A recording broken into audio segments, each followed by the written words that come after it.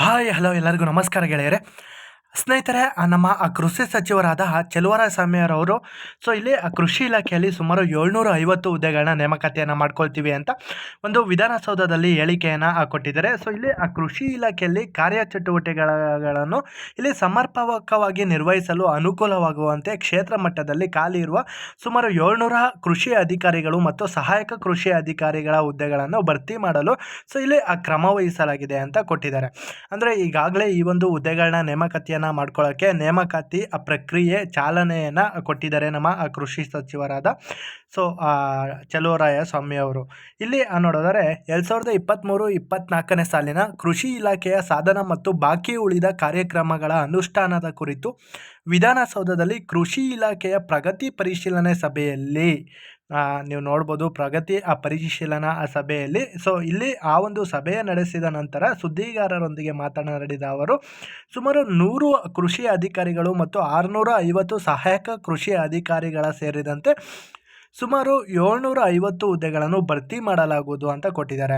ಇದರ ಜೊತೆಗೆ 4 ಉಪಕೃಷಿ ನಿರ್ದೇಶಕರು, 292 ಸಹಾಯಕ ಕೃಷಿ ನಿರ್ದೇಶಕರು, 253 ಕೃಷಿ ಅಧಿಕಾರಿಗಳು, 33 ಸಿಬ್ಬಂದಿ ಸೇರಿದಂತೆ ಒಟ್ಟು 582 ಹುದ್ದೆಗಳಿಗೆ ಮುಂಬಡ್ತಿ ನೀಡಲಾಗುವುದು. ಅಂದರೆ ಇದು ಯಾವುದೇ ಒಂದು ನೇಮಕಾತಿ ಅಲ್ಲ. ಇವು ಈಗಿರುವಂತಹ ಪೊಸಿಷನ್ನಿಂದ ಮುಂದಿನ ಹಂತಕ್ಕೆ ಆ ಒಂದು ಅಭ್ಯರ್ಥಿಗಳನ್ನು ಮುಂಬಡ್ತಿಯನ್ನು ಕೊಡಲಾಗುತ್ತದೆ ಅಂತ ಕೊಟ್ಟಿದ್ದಾರೆ. ಇಲ್ಲಿ ಕೃಷಿ ಭಾಗ್ಯ ಯೋಜನೆ ಮಳೆಯಾಶ್ರಿತ 24 ಬರಪೀಡಿತ ಜಿಲ್ಲೆಗಳಲ್ಲಿ 106 ತಾಲೂಕುಗಳಲ್ಲಿ ಪ್ಯಾಕೇಜ್ ಮಾದರಿಯಲ್ಲಿ ಸುಮಾರು 10,000 ಕೃಷಿ ಹೊಂಡಗಳನ್ನು ನಿರ್ಮಿಸುವ ಮೂಲಕ ಈ ಒಂದು ಅನುಷ್ಠಾನ ಮಾಡಲಾಗುತ್ತಿದೆ. ಕೃಷಿಯಲ್ಲಿ ತಾಂತ್ರಿಕತೆ ಪ್ರೋತ್ಸಾಹಿಸಲು 63,783 ಫಲಾನುಭವಿಗಳಿಗೆ 370 ಟ್ರ್ಯಾಕ್ಟರ್ಗಳನ್ನು ಕೂಡ ಇಲ್ಲಿ ಈ ಒಂದು ಸಭೆಯಲ್ಲಿ 5,946 ಪವರ್ ಟಿಲ್ಲರ್, 12,000 ಸ್ವಯಂ ಚಾಲಿತ ಯಂತ್ರೋಪಕರಣಗಳನ್ನ ಇಲ್ಲಿ ಕೊಡ್ತಾ ಇದ್ದಾರೆ. ಇದೆಲ್ಲ ಕೊಟ್ಟ ಮೇಲೆ ಇದನ್ನೆಲ್ಲ ನೋಡ್ಕೊಳ್ಳೋಕ್ಕೆ ಕೆಲವು ಹುದ್ದೆಗಳನ್ನ ಇವರು ಹುಟ್ಟಾಕಲೇಬೇಕಾಗುತ್ತೆ. ಆದ್ದರಿಂದ ಈ ಒಂದು ಹುದ್ದೆಗಳನ್ನ ಕೊಡ್ತಾ ಇದ್ದಾರೆ ನಮ್ಮ ಕೃಷಿ ಇಲಾಖೆಯಿಂದ.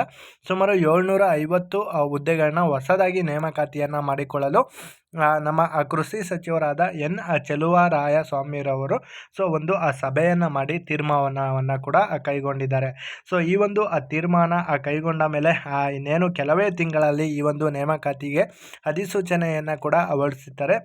ಕೃಷಿ ಇಲಾಖೆಯಿಂದನೇ ನೇಮಕಾತಿಯನ್ನು ಮಾಡ್ಕೊಳ್ತಾರಾ ಅಥವಾ KPSC ಅಥವಾ KEA ಮೂಲಕ ನೇಮಕಾತಿಯನ್ನು ಮಾಡ್ಕೊಳ್ತಾರಾ ಅಂತ ಮುಂದಿನ ದಿನಗಳಲ್ಲಿ ನಮಗೆ ತಿಳಿಸಲ್ಪಡುತ್ತಾರೆ. ದಯವಿಟ್ಟು ಯಾರು ನಮ್ಮ ಚಾನಲ್ನ ಸಬ್ಸ್ಕ್ರೈಬ್ ಮಾಡಿಲ್ಲ ಅಂದರೆ ಮುಂದಿನ ಈ ಒಂದು ಅಧಿಸೂಚನೆ ಬಿಡುಗಡೆ ಆದ ನಂತರ ಖಂಡಿತ ಈ ಒಂದು ಉದ್ಯೋಗದ ಮಾಹಿತಿ ನಮ್ಮ ಚಾನಲ್ನಲ್ಲಿ ಸಿಗುತ್ತೆ. ದಯವಿಟ್ಟು ಸಬ್ಸ್ಕ್ರೈಬ್ ಮಾಡ್ಕೊಳ್ಳಿ. ಅದೇ ರೀತಿ ನಿಮ್ಮ ಸ್ನೇಹಿತರಿಗೆ ಶೇರ್ ಮಾಡಿ ಅಂತ ಹೇಳ್ತಾ ಮುಂದಿನ ಹುದ್ದೆಗಳೊಂದಿಗೆ ನಿಮ್ಮೊಂದಿಗೆ ನಾನು ಸಿಗ್ತೀನಿ. ಜೈ ಹಿಂದ್, ಜೈ ಕರ್ನಾಟಕ.